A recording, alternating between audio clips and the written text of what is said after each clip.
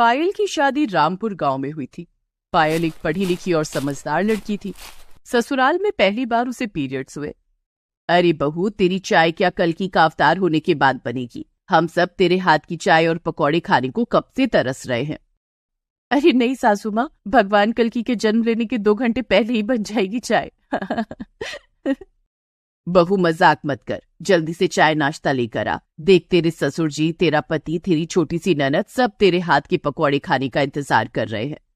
पायल एक खुश मिजाज लड़की थी, अक्सर हंसी मजाक किया ही करती थी। थोड़ी देर बाद वो चाय पकौड़े लेकर हॉल में आ गई। ये रही आप सभी लोगों की चाय और ये रही आप सभी के फेवरेट पकौड़े। तभी अचानक पायल को यह महसूस हुआ कि उसके पीरियड्स शुरू हो गए। उसने अपने पति आदर्श से सबके सामने ही बोल दिया, आदर्श, मेरे पीरियड्स शुरू हो गए, क्या मुझे पैड्स लाकर देंगे प्लीज?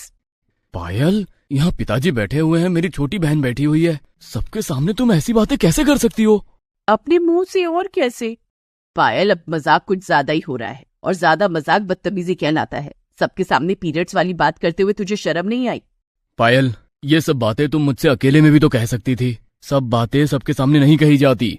अरे तो इसमें मैंने क्या गलत बोल दिया? इस बारे में सभी को पता होना चाहिए, खुलकर बात करनी चाहिए। मैं आपको एक कहानी सुनाती हूँ। मेरे बचपन की एक सहेली थी, उसकी माँ बहुत पहले मर चुकी थी। उसके घर में सिर्फ उसके पिता थे। जब पहली बार उसके पीरियड शुरू हुए तो वो घबरा गई। अब अगर इस बारे में उसके पापा उससे बात ना करते तब तो बड़ी दिक्कत खड़ी हो जाती है कि नहीं? वैसे देखा जाए तो बहू ने बात तो बिल्कुल सही कही। तुम अपना मुंह बंद करो, तुम तो हो ही ठरकी। अच्छा, तुम मुझे बेटे बहू के सामने ठरकी कह सकती हो, पर पीरियड्स वाली बात नहीं कर सकते। वाह रे जमाना वाह। खैर, आदर्श ने पायल का हाथ पकड़ा और उसे कमरे में लेकर चला गया। तभी आदर्श की छोटी बहन समीक्षा ने अपनी माँ से पूछा, माँ, भाभी पीरियड्स की बात क्यों कर रही थी? भाभी क्या आज भी स्कूल जाती हैं जो उनके पीरियड शुरू हो गए? अरे समीक्षा बेटा, वो स्कूल की पीरियड्स की बात नहीं कर रही थी। और कोई भी पीरियड्स होते हैं क्या पापा?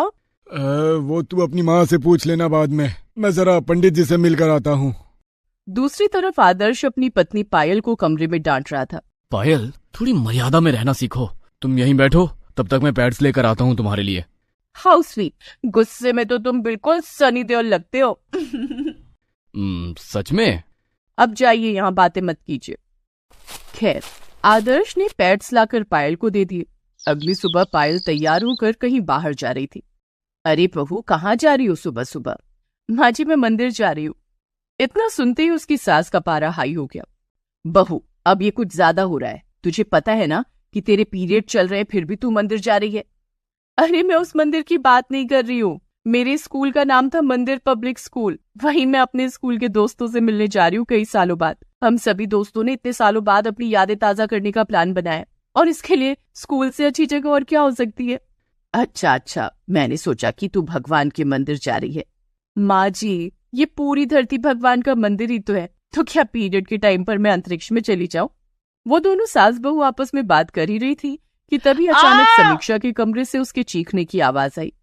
माँ जी, ये तो समीक्षा की आवाज है, चलो चलकर देखते हैं। हाँ। पायल और उसकी सास भागकर समीक्षा के कमरे में गई तो देखा कि उसका बिस्तर पूरी तरीके से लाल हो चुका था। अरे समीक्षा बेटा, तू चिल्लाई क्यों? माँ, मुझे सुसु की जगह खून निकल रहा है। अरे सासू माँ, घबराने की कोई बात नहीं है। समीक्षा के भी आज पहली बार पीरियड शुरू हो गए। कि आप लोग क्या बातें कर रहे हैं? मेरी तो कुछ भी समझ में नहीं आ रहा। मेरे खून निकल रहा है और आप पीरियड की बात कर रहे हैं। यहाँ घर में कौन सा पीरियड लगने वाला है? माँ जी, इसका पहली बार है ना, इसलिए इसे समझाना पड़ेगा। पायल ने बड़े ही प्यार से अपनी ननद समीक्षा को पीरियड्स के बारे में सब कुछ डिटेल में बता दिया। ठीक है भाभी, मैं भैया से बोलकर अपने लिए भी पैड्स मंगवा लेती हूँ। अब उसकी माँ एक बार फिर से नाराज हो गई। बेटा, ये सब बातें आदमियों से गुप्त रखी जाती हैं। तुझे जब भी पैड्स की जरूरत हो तो मुझे अपनी भाभी से कह देना। किसी आदमी को पता भी नहीं चलने देना कि तेरे पीरियड्स आए हैं। माँ, अभी कुछ देर पहले मैंने आपको अपनी सहेली की कहानी सुनाई थी ना, आप भूल गई? हाँ, अगर बताने में शर्म आ रही है तो बात अलग है, लेकिन मर्दों से नहीं बताना चाहिए, ये बात पूरी तरीके से गलत है। क्योंकि ऐसा नहीं है कि उन्हें कुछ पता नहीं होता, सबको हर चीज पता होती है। बहू, पता तो सबको सब कुछ होता है, पर इसका मतलब ये नहीं कि सब एक दूसरे के साथ खुलकर बातें करने लगे। सुहागरात के बारे में भी सभी को पता है। तो क्या जब तू और आदर्श सुहागरात मना रहे होते हैं तब तेरे ससुर जी और मैं तेरे कमरे में आ जाए तो क्या तुम दोनों फिर भी सुहागरात मनाना जारी रखोगे? उनसे अपनी सुहाग रात के बारे में बातें करने लगोगे तुम दोनों। अरे नहीं नहीं माँ जी, ये तो कुछ ज्यादा ही हो जाएगा।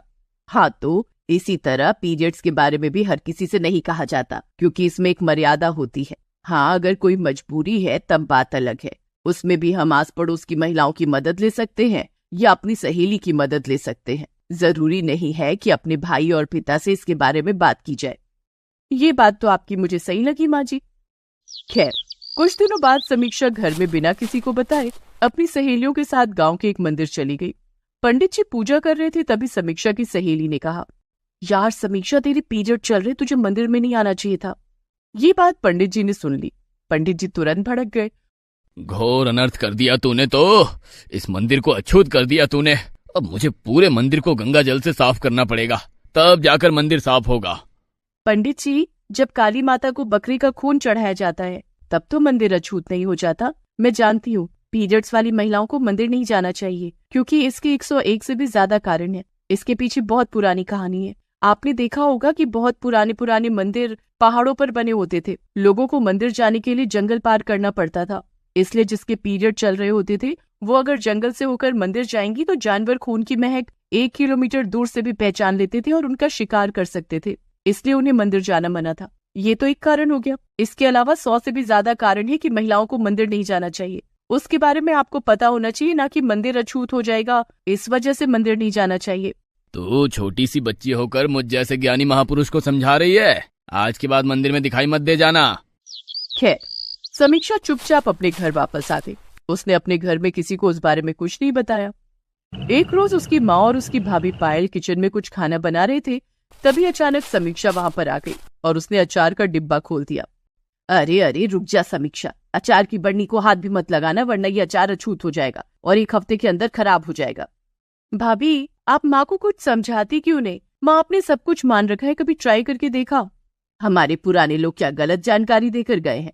सासू माँ, जिसके पीरियड चल रहे होते हैं उसे अचार नहीं खाना चाहिए, क्योंकि विटामिन सी की मात्रा अधिक हो जाएगी हमारे शरीर में। लेकिन ये गलत है कि अचार अछूत हो जाएगा और खराब हो जाएगा। अगर आप नहीं मानती तो ट्राई करके देखते हैं आज। समीक्षा, तू इस बरनी से अचार अपने हाथों से खुद निकाल और 1 हफ्ते बाद देखते हैं कि ये खराब होता है या नहीं। समीक्षा ने वैसा ही किया। उसने अपने हाथों से बरनी का ढक्कन खोला और अपने हाथों से ही अचार निकाल लिया। वो हर रोज ऐसा ही करती थी, लेकिन 1 हफ्ते बाद अचार बिल्कुल भी खराब नहीं हुआ। आज मुझे एक बात समझ आ गई बहू, कि जो भी पुरानी परंपराएं, रीति रिवाज, नियम कानून बनाए गए थे वो जरूरी तो थे, लेकिन उनके पीछे का कारण हमने गलत मान लिया। असली कारण हम जान ही नहीं पाए।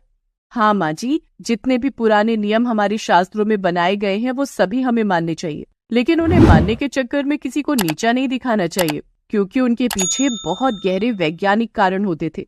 हाँ माँ, भाभी बिल्कुल सही कह रही हैं। हम सबको पता है कि नंगी तार को नहीं छूना चाहिए वरना करंट लग जाएगा, पर अब अगर इस बात को आगे चलकर ऐसे फैला दिया जाए कि नंगी तार को छूने से घर में कलेश पैदा होता है या घर अछूत हो जाता है, तब तो ये गलत बात हुई ना। नंगी तार नहीं छूना चाहिए, ये बात तो बिल्कुल सही है, पर उसके छूने से घर अछूत हो जाएगा, ये गलत है। उस दिन के बाद से उसकी सास वेदों और पुराणों का अध्ययन करके उनके पीछे की असली सच्चाई जानने की कोशिश करने लगी।